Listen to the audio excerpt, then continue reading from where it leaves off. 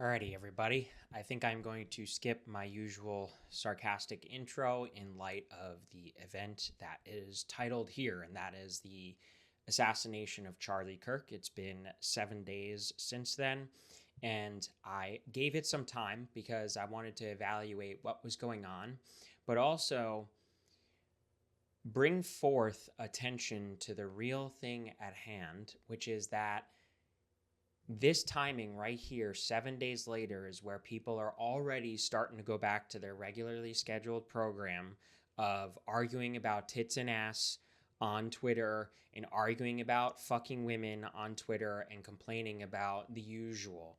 And I'm not this boomer con type who loves to say, everybody's freaking complaining nowadays.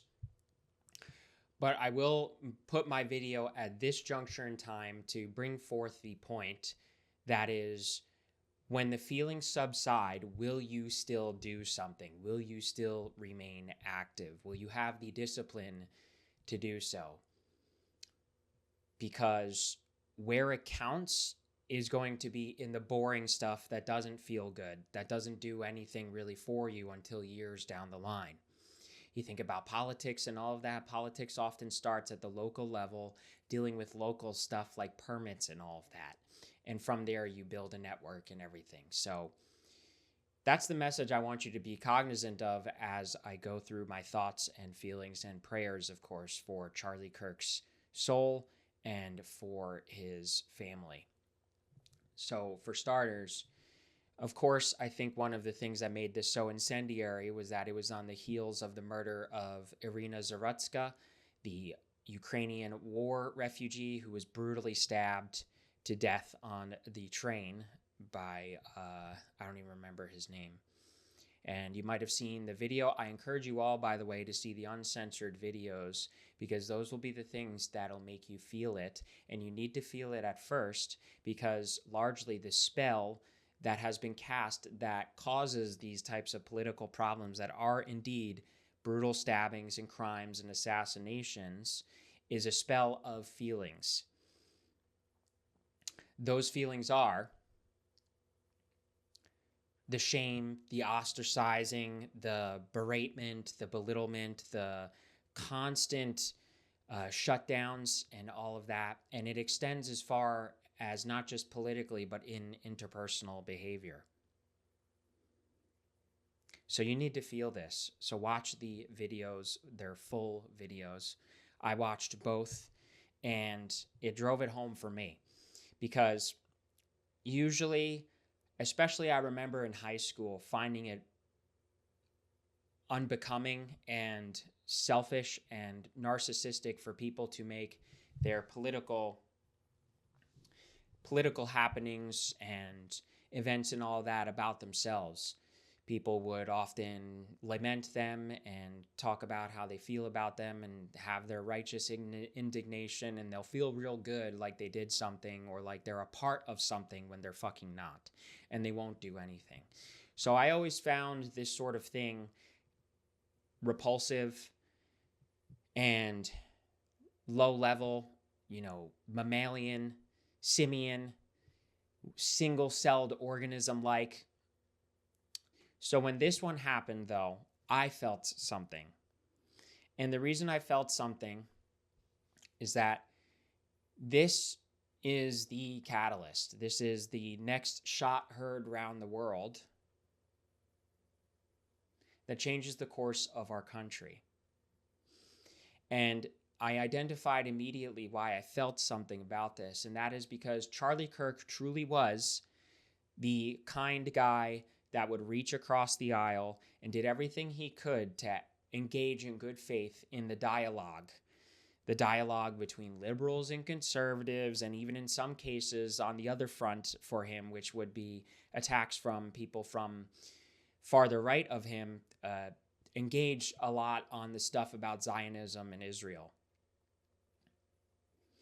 By every means, he was of good faith, and he had a real heart and a real initiative. And it was earnest, it was honest, and it was charitable.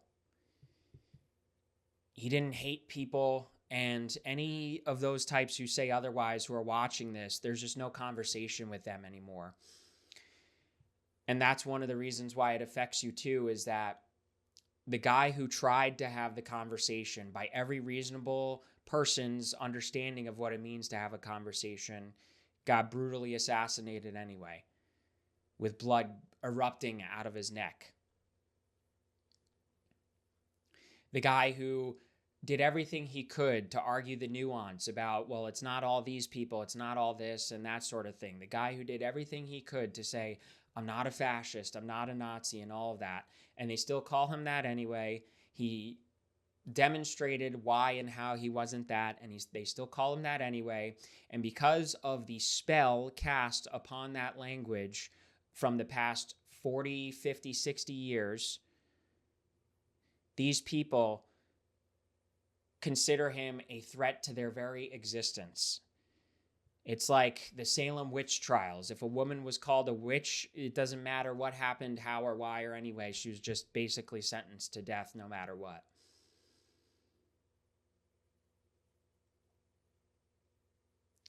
So I felt something. You need to feel this. You need to have it burned in your mind what this implicates. And that is that there is no conversation. They hate you anyway. They will do anything they can to quote unquote win whatever it is they think they're going to win or they want to win. There's no conversation. They don't care that they're being hypocritical. They don't care that they're actually technically the racists and being anti-white. They don't care that they're technically the violent ones.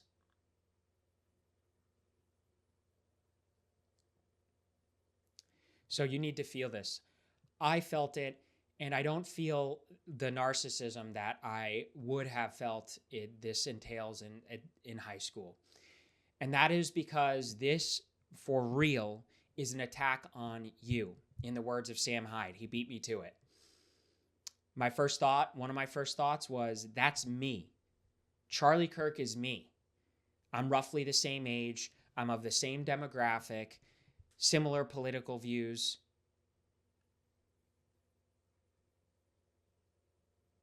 That's me, and that's you. You should look up the Sam Hyde video. In the very beginning, he says, that's you. Irina Zarutska, that's your daughter, your sister, your wife. Austin Metcalf is you. Cannon Hinnant, the little boy who got shot in the head or wherever it was for daring to play in the neighborhood and move, mindlessly move into the neighbor's yard. That's your son.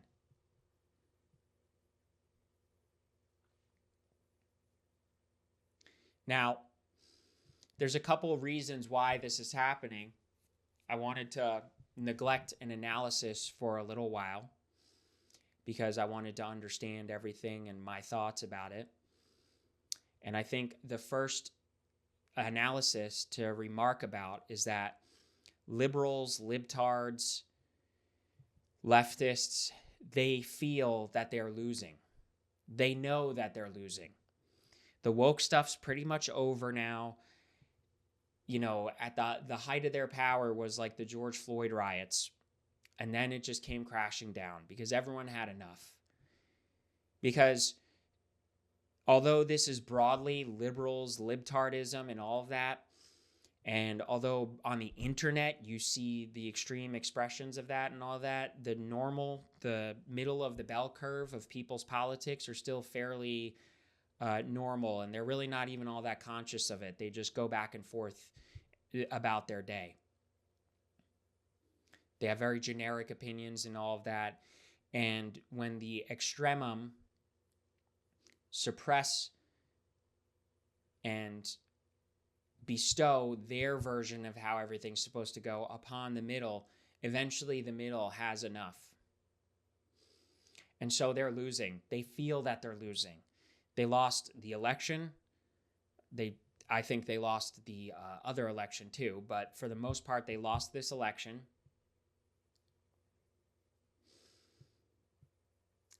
and they could feel the woke stuff slipping. They could feel that everyone's had enough of it. And so now they're at their last stand.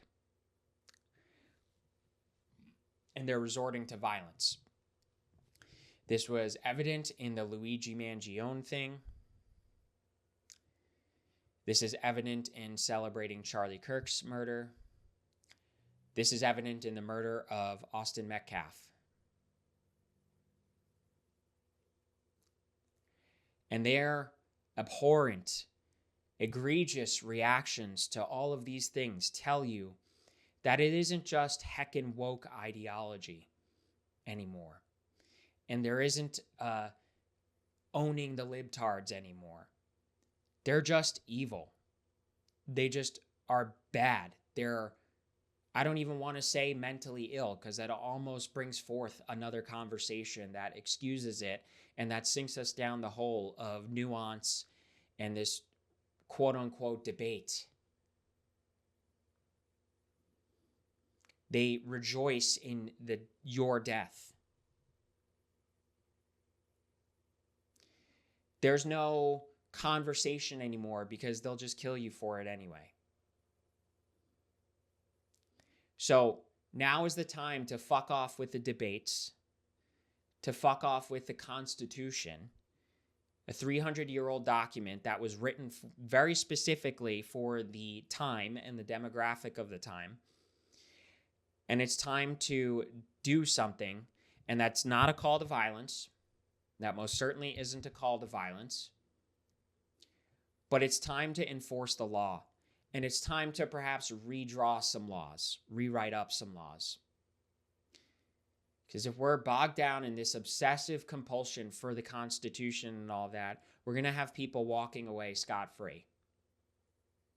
If we're getting bogged down in the bureaucracy, we're going to have people getting away with this over and over again. Especially because a lot of these legalities are so fucking open to interpretation that they'll just spin it whichever way they want to exonerate everybody but the white man.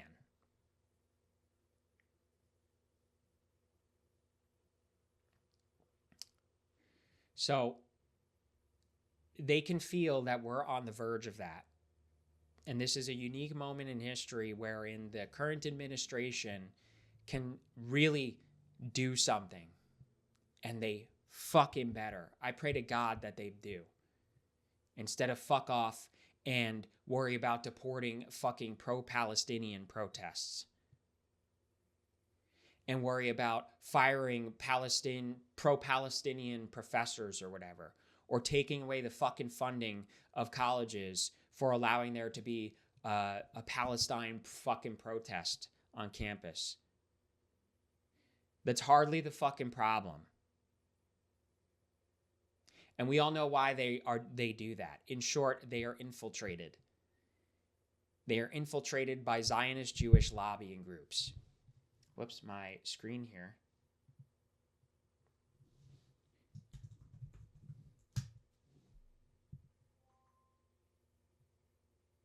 I hope it's still going.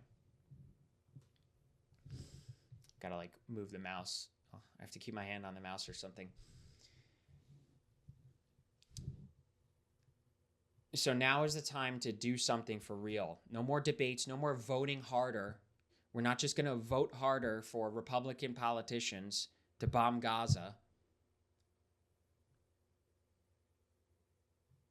There's something we can do, and I'll get back to that momentarily. But ultimately, the point is they feel themselves losing, and so they're resorting to violence. And remarkably, we've had enough of the conversation about hypocrisy. Everything they say we do, they do. They don't care if you say liberals are the real fascists. They don't care. They'll never be convinced. So no more of the hypocrisy owns. Now, with that, I'll say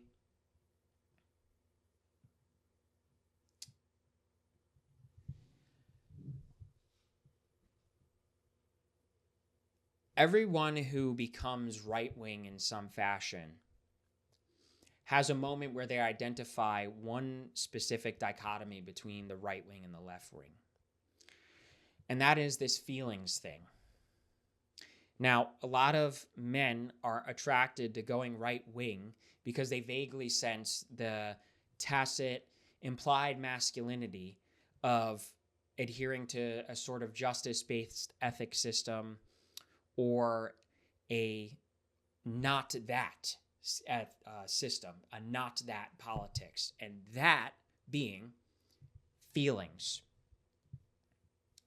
We all vaguely identified that half of libtards or whatever, they want handouts, they want easy things, all that stuff that we've been over a million times, the trite stuff. But what's important about that is that that is the ground zero for their entire political system. And what that entails is a very specific version of immaturity. We often think of immaturity as quite a handful of things, but immaturity essentially is relying exclusively or almost entirely, relying exclusively or almost entirely on your feelings to inform your decisions, politics, knowledge, whatever.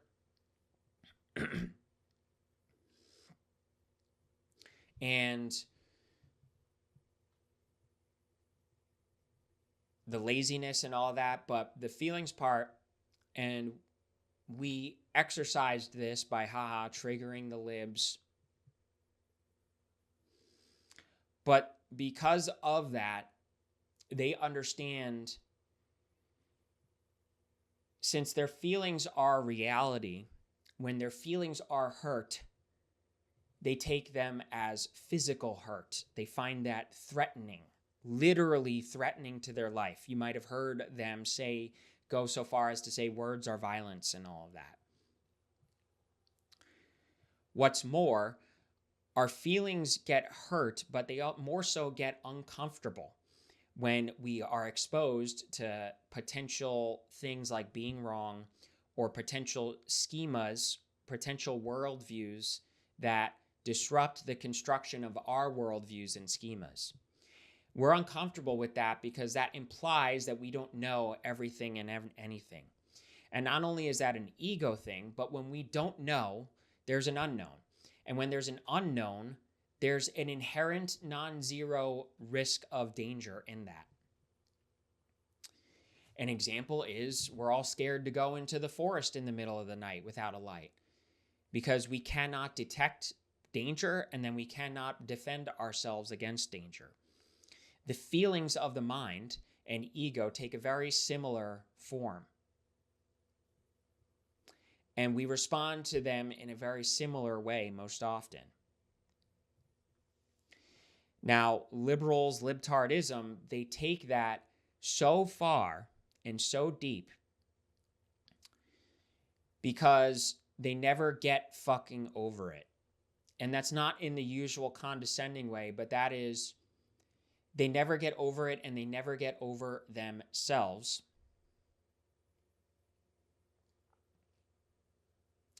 In that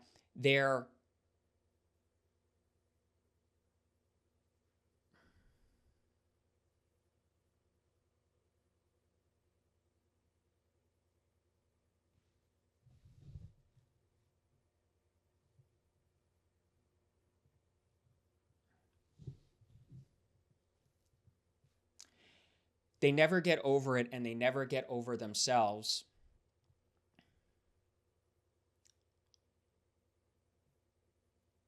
Because that's easier. Because that's survival instinct. They only understand life through the lens of biology, of neurology. They're neurotransmitters. Pleasure equals good, pain equals bad. Comfort equals good, discomfort equals bad. And they're operating like animals on survival instincts, informed by those feelings. Now, the problem of their hysteria is that because of that, they feel that if life is meant for that, that they're entitled to it in a way. Their valuation of life is a valuation of pleasure and the avoidance of displeasure. And so when they are not getting that, they devolve into hysteria. They take it as an offense against their life. But of course, every answer to that betrays that instinct. Go do something, go do whatever, change your perspective. All of that makes them uncomfortable. They have to subject themselves to discomfort to do that.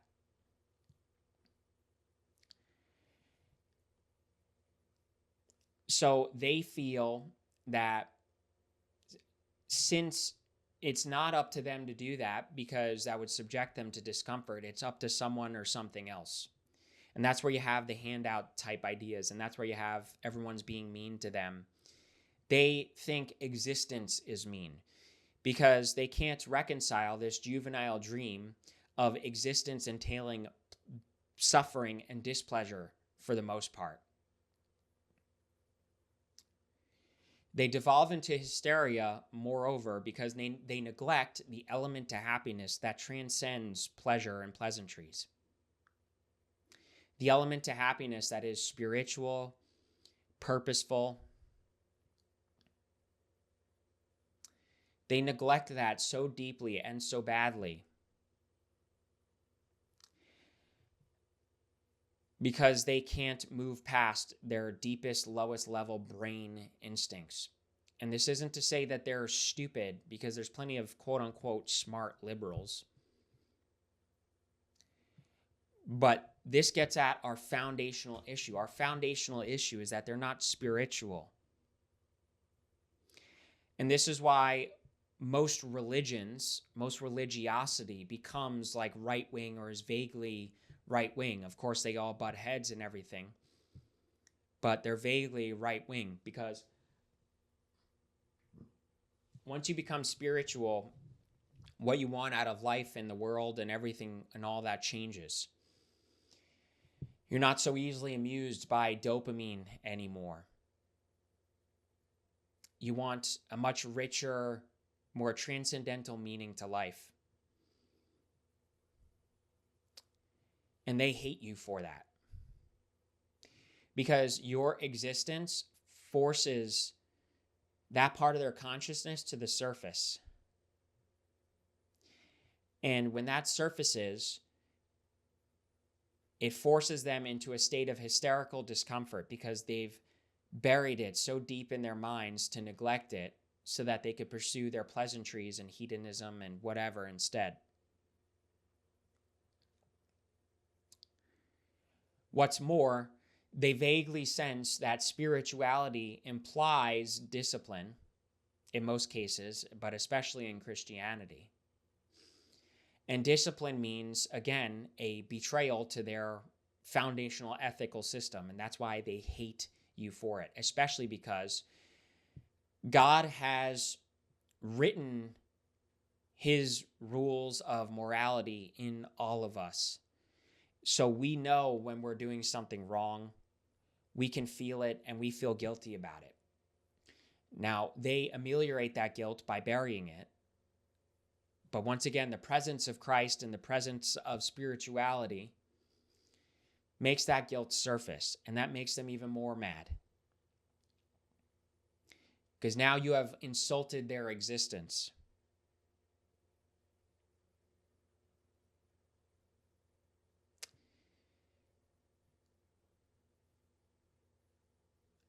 And that's why they especially hate Christianity, because Christianity has that image of the highest order of discipline, or the greatest expectation of discipline.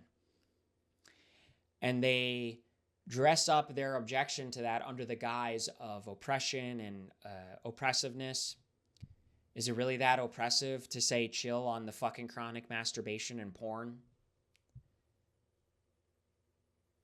They'll use those buzzwords and that buzz terminology to shame it and ridicule it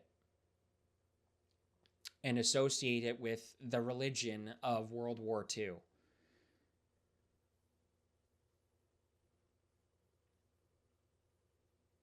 And so this is where it all comes from. It is immaturity. They operate exclusively on feelings, and they don't operate on truth, spirit, purpose. And these two things are necessarily enemies. Now, what happens that leads to their violence is they feel that threat. You have hurt their feelings or made them uncomfortable in some way without even necessarily trying to attack them. They feel that. They then transmute that into an existential violence, a threat to their life. They feel hurt as a danger, emotional hurt as the same danger as physical hurt. And both of those things are the first step to dying. So they think they're justified then in taking your life. And because they think they take it so far desperately, anything that slightly resembles like it'll take them a single step towards spirituality, they immediately feel that as a life threat. And that's how you have the assassination of Charlie Kirk. Because now they vaguely associate that Christianity, that oppression, whatever, the truth of authority, the truth of the collective unconscious authority, they read that as a threat just by looking at it. And what is the image of that? The image of that is a white guy. The history, whatever they're programmed in their mind, is the image of the white guy being their authority. And they resent that authority in their psyche, and they project their superego, their image of their internal authority onto that person to further take it away from themselves and any sense of responsibility in themselves. And so they proceed to take the life of that person as a way to psychically kill their internal superego, their internal authority that commits the heinous offense of suggesting that there's more to life than pleasantries and easiness and comfort. Now, as far as, and I'll say this too, when it's clear to you that it's a battle between spirituality and simplistic existence, these are extensions of a battle between good and evil.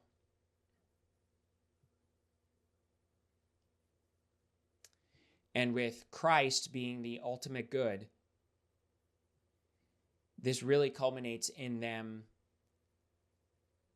persecuting and killing Christians.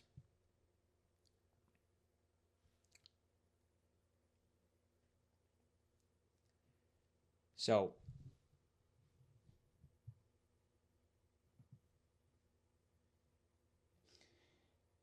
now when I say you need to feel it with this spell, you need to break this spell. Countless times you might have encountered somebody who is rude or something. I think back to some of the times in the places I've worked when I was a swim instructor and all this stuff, and people just could not fucking lay off my dick, harassing me about how much I go to the gym and that sort of thing, and doing the passive-aggressive condescension. Then when you stand up for yourself, they get mad. I'm starting to see that it's an extension of their political views, because their political views are, since everyone but the white guy gets victim points, they get to be higher up in the hierarchy. And because of that, they have authority, they think. And so they think they can talk down to you and talk to you however they want.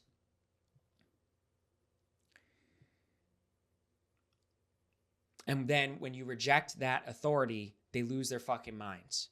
How dare you speak against your psychical boss, that is anybody who isn't a white guy?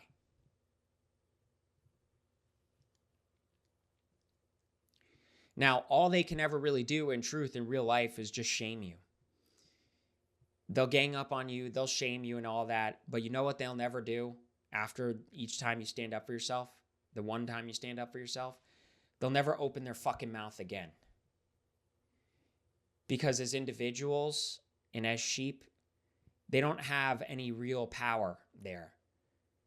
All they really have is ganging up on you. And you're going to feel it. Your heart's going to pump. Your adrenaline's going to pump. But that's all that'll happen. You are the authority because you are spiritual. And this isn't to say go out of your way shaming everybody and all that, but that is to say that you don't expect yourself to keel over and allow this. I know you all feel it. I've spoken to countless guys who feel like they betrayed themselves by not standing up to the bullying. So have no fear anymore standing up to it, because if you don't, the shame leads to deeper shame and more shame. Then it leads to Charlie Kirk.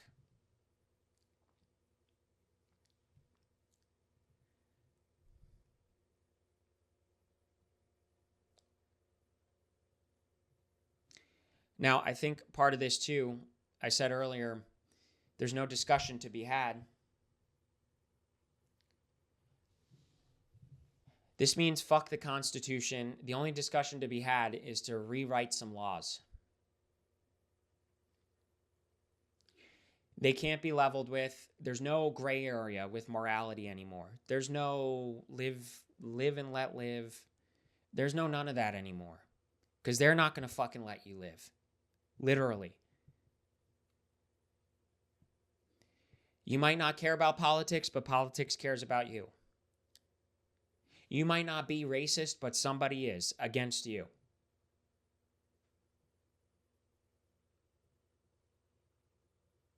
So you have to be on a team.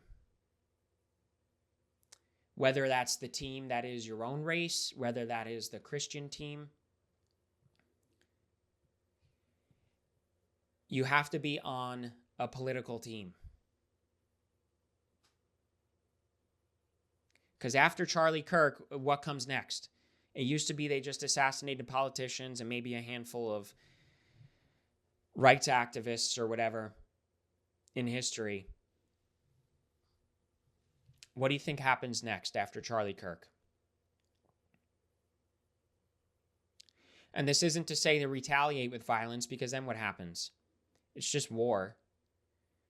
And then if there's no grounding principle, then whoever is the cruelest, most ruthless warlord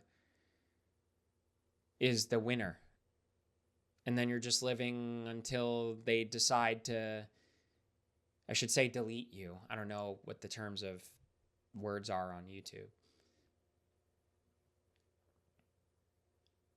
So that's not the answer.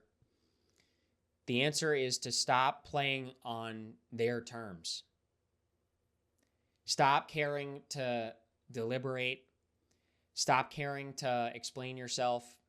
Stop caring to call them hypocrites and logic own them. They don't fucking care and they will never be convinced. There's right and there's wrong. There's no, okay, well, this circumstance and this time and all of that. Stop having those fucking conversations. Because look what it gets you if you have those conversations.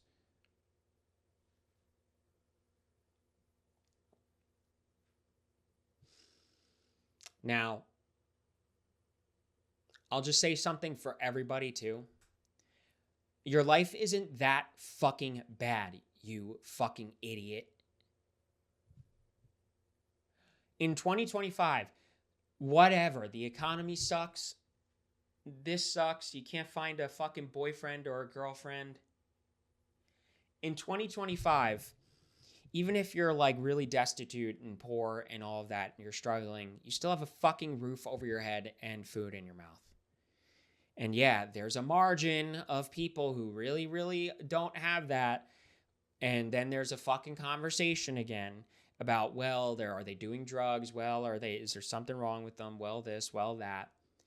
So absent that, Everybody who thinks they need to go out and fucking assassinate somebody realistically has a fucking roof over their head and food in their mouth. This kid, he did just fine. He had his fucking Discord every day. He had his family to do things with. There's so much life to be had, even if the jobs suck, even if you can't make money. You only need money for pleasantries. Now, don't get me wrong. It's nice to get ahead. You got to get ahead and try to make money and all that. But this idea that it's outside yourself and your life is like absolute torment because, Starbucks pays fucking $15 an hour. I'm not going to level and say there's a lot worse things in life, but you still have your needs met. You just need a handful more bucks in your pocket per month, per paycheck to, be rest assured that if your car goes wrong or something, you don't have to worry about not having a car. And even then, really take a moment to step aside, just looking across the history of your life. We can all do this exercise of looking at, oh, look what happened this time, this bad thing happened in my life. And then that was however many years ago. And then literally what the fuck happens? Literally nothing. You're still living. You're still doing things. So sometimes it really is a moment of perspective of your life is not that fucking bad, dude. Even if people are mean to you or something. You could go for a fucking walk or whatever. And that's not even saying the trite thing of touch grass. Seriously. If you don't have friends, if you don't have anybody or anything, you know what you do have? You have yourself. And you can just decide that you're pretty cool. And you know how you decide you're pretty cool? By doing things that you think would make you cool. Go to the gym, paint, art, whatever. Just keep some promises to yourself. Read some books. I got a bookshelf here. Read some philosophy. You know what? Even if you like this politics stuff, just look at some fucking history. Read some political books. Find something to do. You'll have yourself. And in doing those things, maybe you make a friend or two.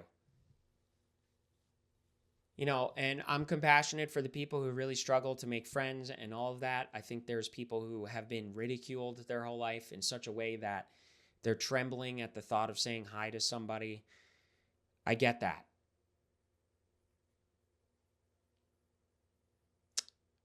But the fundamental difference is you can stop judging yourself for that. And you can stop judging yourself by just doing things that would make you not judge yourself.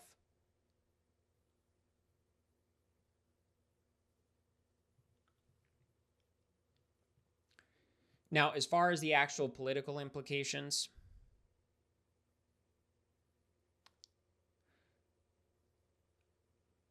it's not just stop having conversations. Stop being ashamed. Stop being ashamed to be white.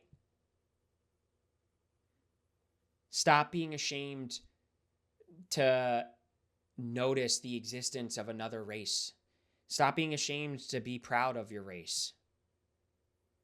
Every other group is proud of their race and race conscious. And you might not see white or black, but black sees white or black. Hispanic sees white or black, Asian sees white or black, Jewish sees white or black. So you don't have a choice.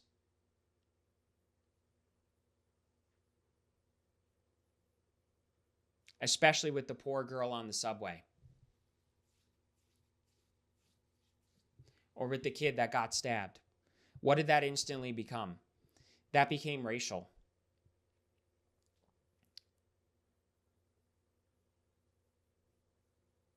And what happens? The other team sticks together just by way of being on the same team. You want it to be a fair and just evaluation. They don't fucking care. They see it as they're on the good guys and you're on the bad guys team.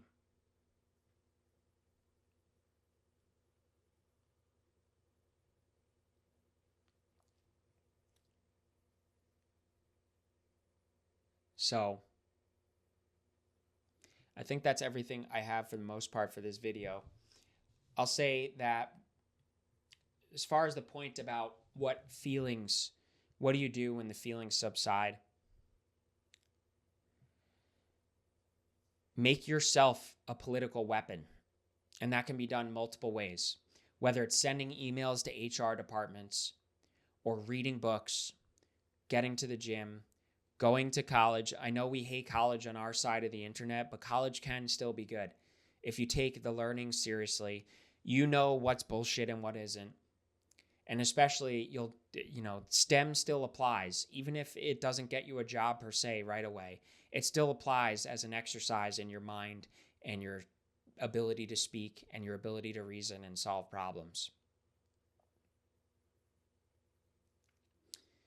Now, if you are coming to Christ now, I want to say this too.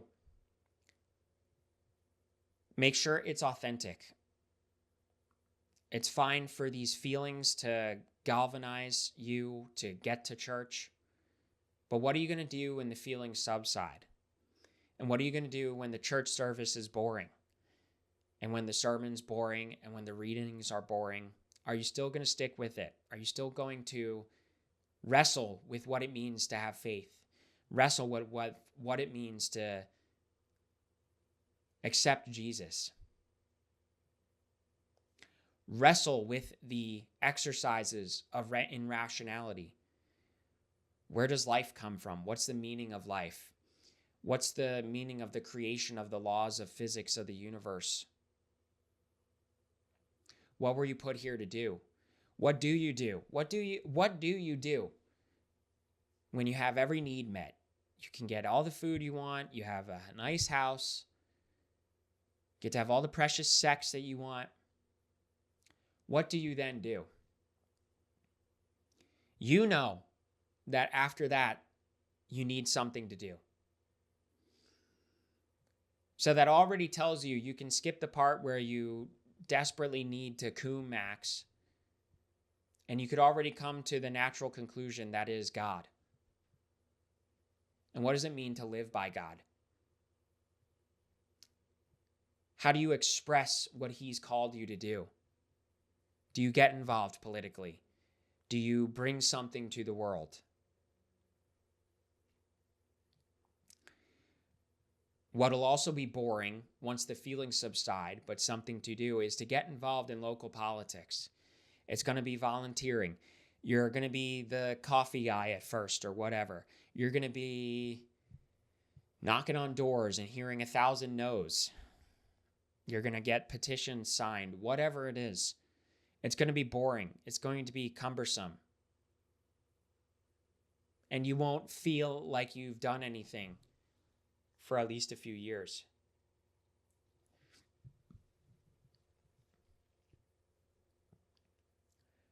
But this is what that means. This is what it means to seriously do something. Even with the gym and stuff and the personal development, you don't operate this on feelings. That's what they do. You operate this on truth, on purpose, on justice.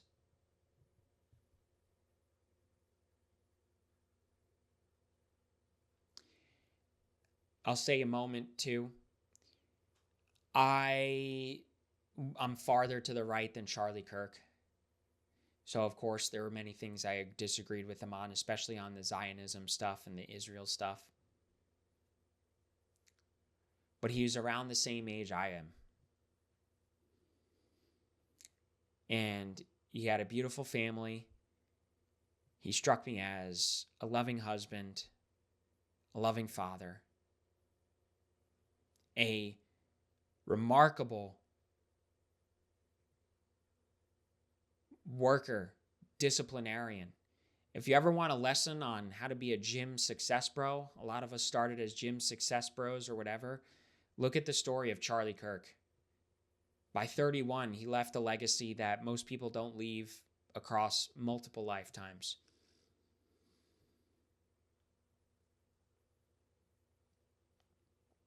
And his heart was in this all, and he had good intentions.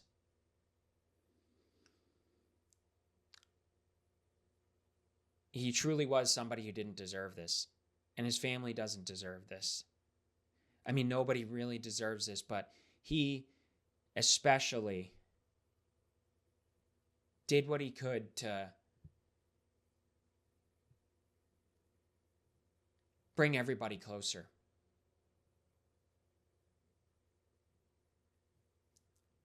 He was an authentic American. That's about as American as it gets, I'll say.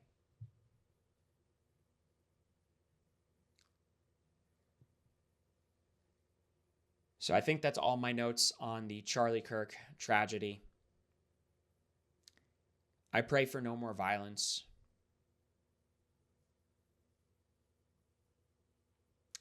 And I pray that this awakens somebody somewhere to do something. I want to do something. I felt it was my responsibility to leave forth some kind of message because I know a handful of people look up to me. Or maybe a lot of people look up to me. I'm not truly sure sometimes. But I'll do more than just tweet and post and video monologue about it. I will do something locally. Sign up at TPUSA. And I hope you all do too. And I hope you all especially are no longer afraid of shame, ostracization. In particular, if you are white, stand up for yourself. Stand up for your people. And I'm going to get in trouble saying that, but I don't care anymore. It's because it's either that or you're dead.